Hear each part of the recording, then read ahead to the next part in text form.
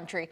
And according to AAA, more than 115 million people are expected to travel more than 50 miles from home to their holiday destinations. Airlines expect the largest number of travelers since the pandemic, and those driving can expect a lot of company on the roads. So far, weather, like Alden was mentioning, has been cooperating, but there is a storm in the west moving east that could cause some disruptions. Here's ABC's Morgan Norwood with the details.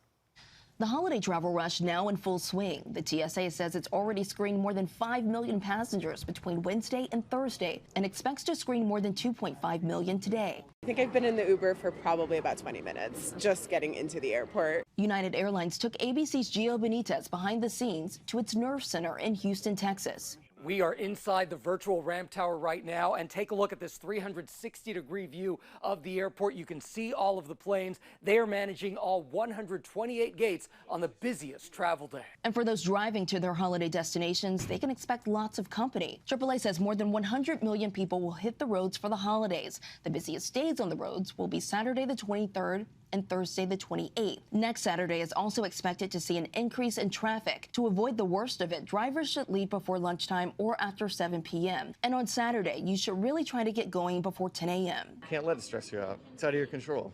Get in the car and then get on the plane, and whatever happens, happens. So far, the weather has been cooperating. So far from what I hear, it's very good, but we'll never know. Weather's weather. A severe storm in the west is causing just a handful of cancellations, but some delays. Now that storm is moving over to the Sonoran Desert, pushing east toward Phoenix, Tucson. Flood watches are up. And that storm system now moving east and could bring up to 20 inches of snow to the southern Rockies. And by Christmas Eve, that same system could bring tornadoes, damaging winds to parts of the south. I'm Morgan Norwood, ABC News, New York.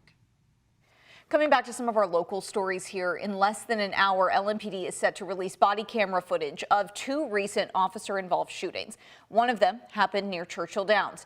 According to an arrest citation, police saw Marvin Smith at a gas station on Berry Boulevard December the 8th, tying off clear plastic baggies. Police say when they tried to stop him, he ran off towards Central Avenue and 4th Street and pointed his gun at them. The citation says one of the officers was heard at least 15 times calling for Smith to drop his gun before shooting him. Now, the other shooting happened on North 25th Street near Griffiths Avenue, leaving one person dead and another seriously hurt. An emergency caller told police someone in a home was on drugs, pointing a gun at people inside, and that a child was in the house. After trying to talk to them, LMPD says officers forcibly entered the house and shots were fired. Police are expected to release the body camera footage at 1 o'clock this afternoon. Metro Police are looking into a deadly hit and run right near the University of Louisville campus. According to police, a man was riding a bike on South 3rd Street around 11 last night when a car hit him and drove off. Police say the man was taken to University Hospital where he later died.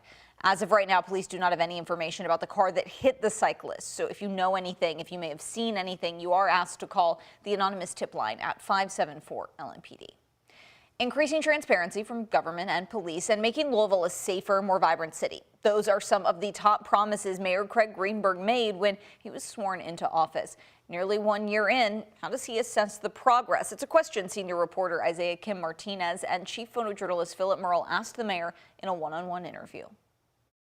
Currently, is police transparency where you'd like it to be in your administration right now? We are making significant improvements so that LMPD is a more transparent organization. When there is an officer-involved shooting, we are now releasing the body cam footage within 10 days. We've also made a significant step forward when it comes to responding to open records requests. We added 5 new positions to our open records department. Mayor Craig Greenberg tells me in year 1, his administration has reset the tone of the city with park redevelopment and housing projects in the works. He says his biggest struggle, though, has been getting more legal guns off the street. But our city's hands are tied by state and federal laws that will not let us do more. And that's why you'll see me in Frankfurt next year. One of the mayor's major requests to state lawmakers is to give Louisville government more autonomy to change local gun laws. Has the GOP leadership told you that they'd consider giving Louisville that kind of autonomy?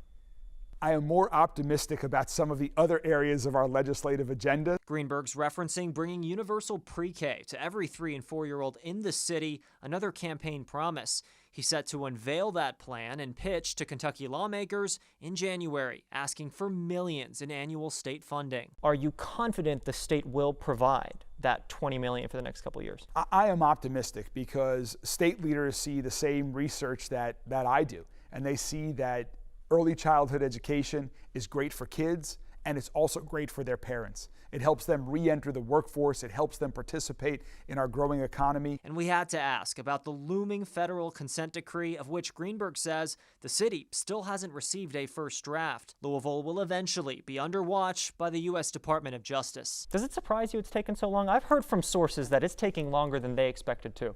It's taking longer than I expected. We've asked questions, when is it coming? And we haven't gotten guidance on when we can expect the first draft yet either. The chief has called at times some of the findings allegations. Whether that be a legal term or not, you have said the findings will be used as a blueprint.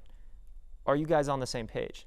Yes, we're on the same page. We accept those findings, and we are now focused on moving forward. Isaiah Kim Martinez, WHAS11 on your side. Mayor Greenberg predicts a lot of the investments made in 2023 will pay dividends in the years to come. The final version of his affordable housing plan is likely to be released next month. In response to a rise in hate speech, Kentucky Governor Andy Beshear is forming the Kentucky AntiSemitism Task Force.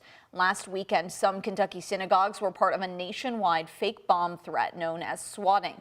The FBI found someone outside the U.S. is behind the threats. The governor says Louisville and Lexington police chiefs are now working with the task force to create training for law enforcement. Beshear has named 8 people, including public officials and faith leaders, who have been directly impacted. We are letting Kentuckians of all faiths who may be hurting during this time say that we see you and we will keep fighting against hate. The governor said the task force will also assess the state of Holocaust education in the Commonwealth.